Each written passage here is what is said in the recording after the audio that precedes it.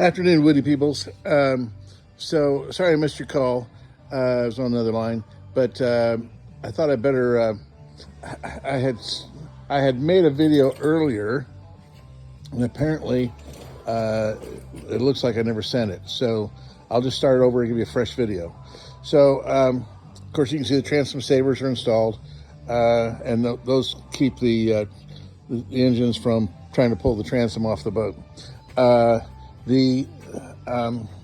So anyway, I know that this guy told you that he had run the engines, and these are fuel lines here, and there is no fuel pump, and we have the same situation over here. We've got a open fuel line, no fuel pump.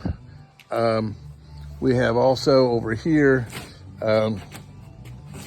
this starter solenoid has never been wired in, and this one doesn't have a starter solenoid. So we're kind of curious, and these seem to be, and of course this one has, the carburetors are right there, but this one has some type of air cleaner apparatus that one does not have, that one's missing. Let's see.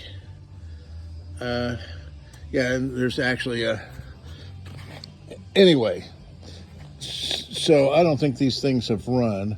We're going to do a compression test on them and see if they're worth trying to save.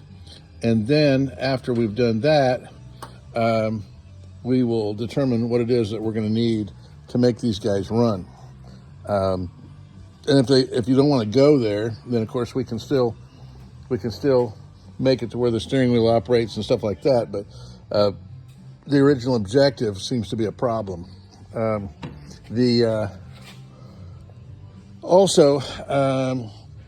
Jeff, who brought you, Jeff and Tabitha brought you the boat and the engines, and Jeff indicated that there was some kind of a metal piece that went back here that had kind of a slot in it for these brackets.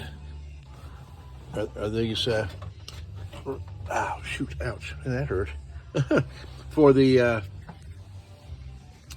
for the clamps to actually set in, so that the engine can't work itself loose and fly out of the boat. Now I didn't pick that up, so perhaps you can figure out what that was in your storage unit, maybe, and get that shipped to us UPS.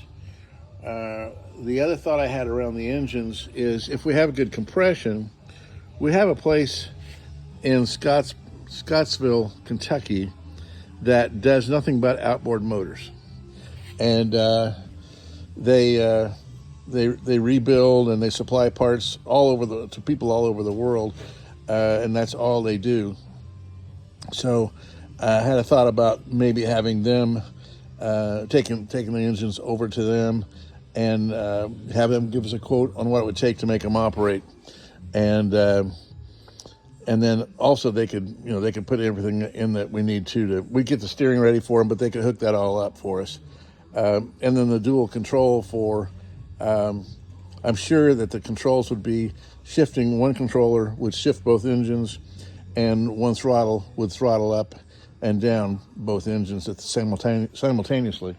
So those are our challenges right now, and we kind of hopped off of this briefly until we could get this to you and see what you'd like to do.